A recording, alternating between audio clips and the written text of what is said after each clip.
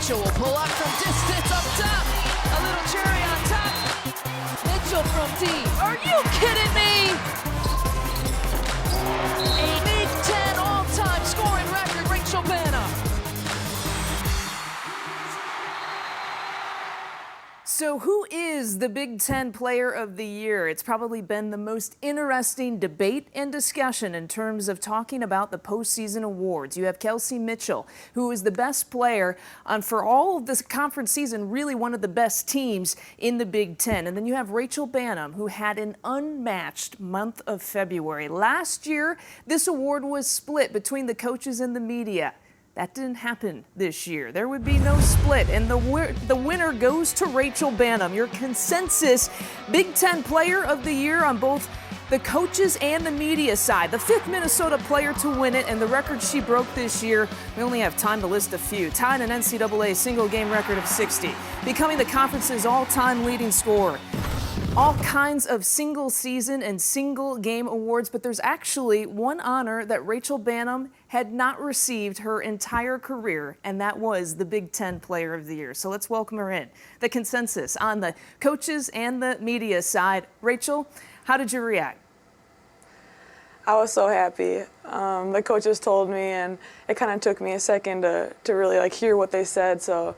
But I was so happy. This is one of my biggest goals and something that I've wanted every single year. And every year I've said preseason, I want to be the Big Ten Player of the Year this year. And it's just great to say that I can finally, I finally got it. It surprises me every time I heard you say that, because you're a very humble person and you don't like to bring attention to yourself. Why was this award important for you to get? I've just seen other players get it that have been great. Maggie Lucas and other girls that I've looked up to. And a lot of those girls were able to get it and get their team really far and even win a Big Ten conference. So that's just been something that I've really been wanting to do, not just for myself, but for my team. And I thought that would be a really huge goal for me. How did you find out? My head coach pulled me into her office, and she kind of was acting awkward, and she's like, "What were you doing last night?" And I was, "What's going on? Am I in trouble for something?" And then all the rest of the coaches came in, and she's like, "Yeah, actually, I just pulled you in here to tell you that you got Big Ten Player of the Year." So she's trying to be sneaky, but she didn't get me. Never good when you get called into the coach's office. It's like the principal's office. You don't know what's going to go on. Hey, who's first on your list to tell? My parents. I'm going to call my dad and my mom and let them know. And yeah, they're definitely my parents and my family. Where does Kobe fit on that list? Yeah, he's somewhere in there. I'm gonna let him know eventually, but I don't want to force it in there too quickly. Have you still not direct messaged him because you guys follow each other on Twitter? Has that still not happened?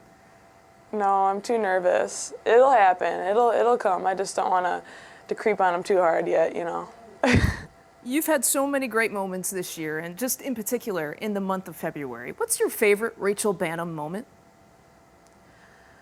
I'd probably say the 60-point game. That was one of the greatest moments, and it was a full 40 minutes. It was actually 50 minutes, so it was a crazy game. It was really long. It was exhausting, but it was a lot of fun, and it came down to the wire.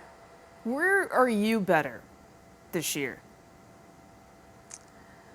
Where am I better? I would say just being able to get my shot off faster with a little bit of space and not a lot of time. I think that's where I've gotten a lot better, just getting it off and with a quick release. Many know by now you tore your ACL and you decided to come back for a fifth year. You're having the best year of your career. What did you have in terms of expectations going into this season for yourself? Yeah, I had the same expectations I've always had. Just being the best player. I came in telling my coaches I want to be the Player of the Year. I want to lead our team to the top of the conference, into the NCAA tournament. So my expectations didn't change from the last 4 years. So they were still super high, and I wanted to challenge myself to get there. Okay, so I want your reaction to this story. I called the Michigan State-Minnesota game, a game where you put up 52 and Ariel Powers put up 40. It was coming off of that 60-point game, and I ran across a male fan in the community of East Lansing, and he said, "What are you doing?" And I told him I was going to the game.